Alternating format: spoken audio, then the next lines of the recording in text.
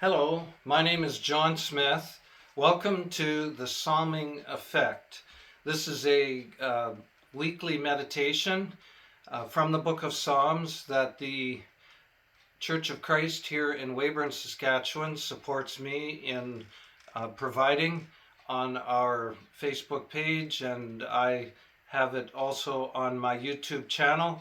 And so we provide this so that you can enjoy and participate in a meditation from the book of Psalms that I hope will be a blessing to you, not just on this Monday, which is March the 14th, 2022, but will also bless you for the week. Will be a psalming effect on your whole week. Return to Psalm 34. There's lots of good things there, but I want to focus on something in particular.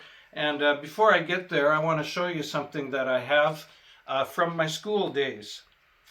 When I was in high school, we had letter jackets that those of us who lettered were able to buy, and we earned our letter by certain activities, academics, and participation in things like music and drama.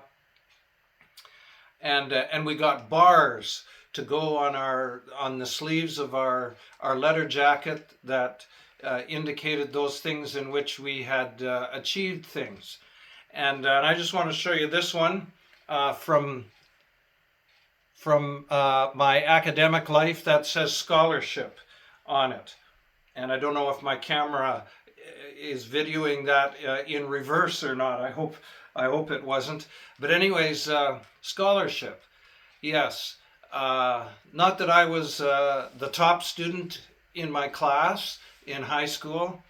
Actually, throughout my school years, especially in my early school years, I was a top student in classes, and I did return to that level in college. I operated as a student with a certain level of fear of my teachers and instructors. But I want to clarify that it was a healthy sense of fear. I was in awe, fearful awe, of the superior knowledge and the intense desire that my teachers had to help me achieve. They wanted me to learn. They wanted to pull the best out of me, and that was all good. But that created a little bit of fear of them for me. Not that any of them were intimidating or violent or abusive, nothing like that. It's just that I wanted to not disappoint them. I didn't want to fall short of their expectations. And not just because of them, but because I knew they were right. That what I was capable of as a student is what I should try to achieve. And I shouldn't settle for something less than what my potential was and what I should be able to learn and how I should be able to advance as a student. But anyways, I always had this, and I'm calling it a sense of fear, maybe respect, maybe awe are better words. But that word fear is not wrong. In fact, in Psalms 34, we have several verses, and I'm going to read them for you, that talk about fearing the Lord. And this doesn't mean that we're in terror, that this mean tyrant is going to crush us as soon as we, make some kind of mistake and fall short of a goal that we're trying to reach. That's not what it means to fear the Lord. Fearing the Lord has more to do with what I've described as my relationship with my teachers, who were trying to bring the best scholarship out of my academic life. And so let me just read the statements that are here in Psalm 34. Verse 7 says, The angel of the Lord encamps around those who fear him and delivers them. Verse 9 says, "O fear the Lord, you his saints, for those who fear him have no lack." And then verse 11 says, "Come, O children, listen to me. I will teach you the fear of the Lord." Those statements about fearing the Lord and learning to fear the Lord and being encouraged to fear the Lord, again, have to do with understanding that God, as my creator, wants to bring the best out of me. He wants my life in this temporal world and in his eternal kingdom to reach maximum value. I mean, he gave me certain characteristics, and I believe he places a calling on my life and on each person's life. We are all created for a purpose. And so in the presence of our Creator, there is a degree of fear, of healthy fear.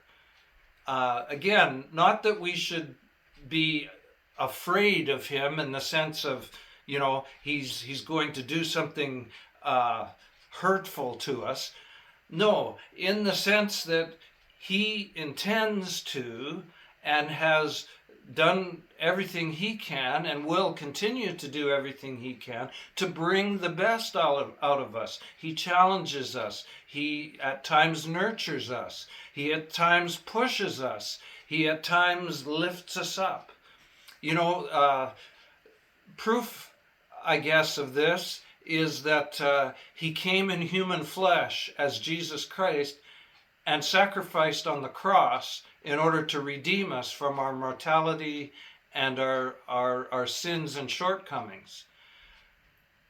Also, Jesus Christ operated in this world in human flesh to set an example for us so that we would know how to walk in those footsteps, so that we would have an image and of what it should look like for us to be the children of God in human flesh. And that's what Jesus modeled for us.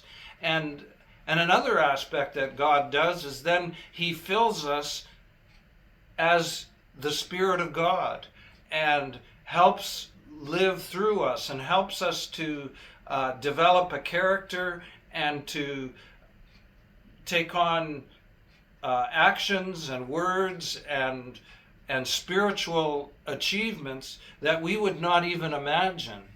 But the Spirit of God shapes us from within and helps us to become those people.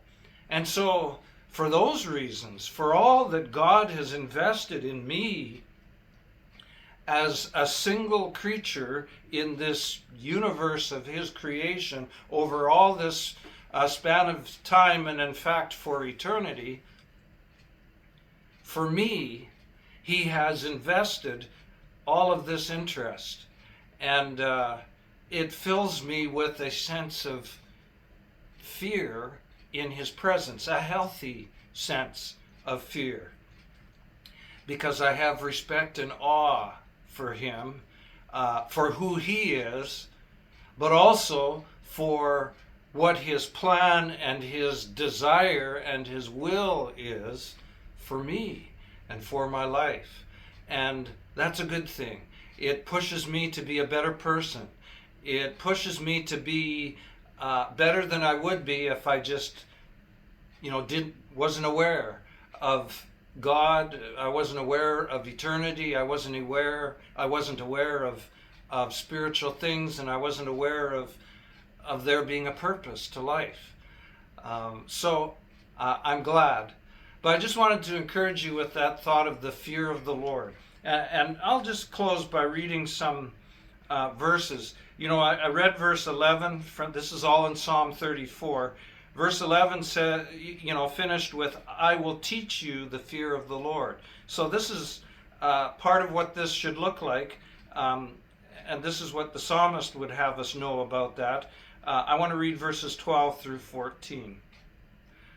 What man is there who desires life and loves many days, that he may see good?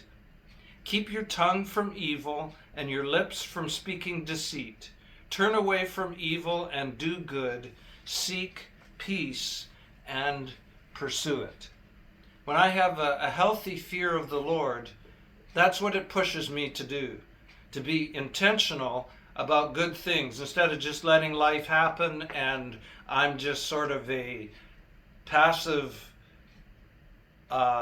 participant, maybe even victim of what's happening around me. Instead, I will be very active. I will turn away from things that are evil and turn away and turn towards doing what's good. I will seek peace and pursue it. That's what the fear of the Lord pushes me to do. And I'm so thankful that God the Father sent Jesus the Son and then the Spirit who fills me and is shaping me into the image of God. God's grace is for you in 2022, and I hope you'll join us again for the Psalming Effect.